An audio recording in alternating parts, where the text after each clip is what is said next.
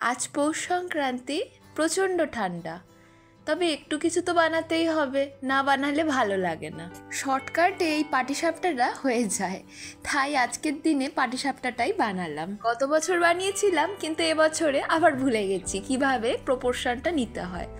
তো আবার সকাল সকাল মিষ্টি দিদাকে ফোন করলাম, করে একটু প্রপোর্শনগুলো জেনে নিলাম। মিষ্টি দিদা খুব ভালো পাটিসাপটা বানায়। নারকেল দিয়েই শুরু করে দিলাম বানানো।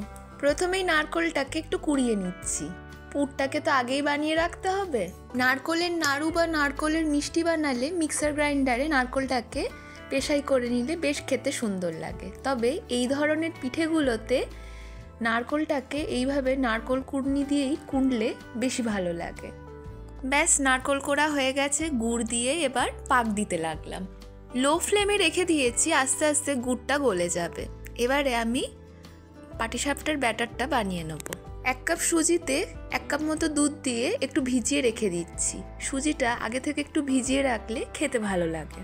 নারকেলটা কিন্তু বেশি কড়া পাক দেব না, এই যে এইরকমই আমি রাখবো, এর চেয়ে বেশি আমি পাক দেব না। 1 ঘন্টা মতো সুজিটাকে ভিজিয়ে রেখেছিলাম। এবারে এর মধ্যে দিয়ে দিচ্ছি 2 কাপ ময়দা, 1 কাপ চালের গুঁড়ো।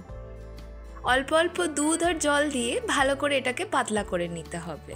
পাটিসাপটার ব্যাটারে খুব বেশি আমি মিষ্টি দিই না, তবে চিনির বদলে আমি গুড়টাই দিই। গুড় আমি পুরোপুরি 1 কাপও দিইনি, একটু কম কমই গুড় দিয়েছি। বেশি গুড় দিয়ে দিলে বা বেশি মিষ্টি দিয়ে দিলে দেখেছি লক্ষ্য করে পাটিসাপটাটা উঠতে চায় না ঠিকভাবে। যত ভালো করে এইভাবে গোলা যাবে তত সুন্দর পাটিসাপটাগুলো কিন্তু হবে। সব কিন্তু রেডি হয়ে গেছে। এবারে একটু একটু করে ঘি দিয়ে পাটিসাপটাগুলো আমি ভাজতে শুরু করব। এইভাবে হাতার পেছনে করেই ভালো ছড়িয়ে যায়, তাই আর তেজপাতাটা ব্যবহার করি না। পাটিসাপটার ভেতরে নারকেলের পুরটাই ভালো লাগে বেশি।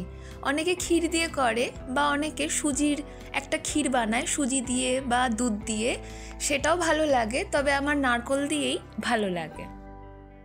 ছোট থেকে তো এইরকমই খেয়ে এসেছি, তাই এটাই বেশি ভালো লাগে।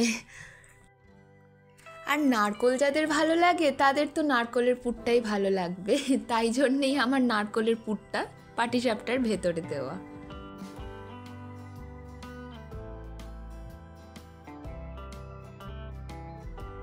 পাটিসাপটাটাকে মুড়ে নিয়ে এইভাবে উপর নিচে একটু একটু করে ঘি দিয়ে আমি ভালো করে ভেজে নিচ্ছি। ভাজা ভাজা পাটিসাপটাগুলো খেতে ভালো লাগে বেশি। পাটিসাপটা তো সবার বাড়িতেই হয়, আমি এইভাবে বানাই, সেটাই তোমাদের সাথে শেয়ার করলাম। আজকের দিনে আমি তো পাটিসাপটা বানালাম, তোমরা কি কি বানালে কমেন্ট করে জানিও।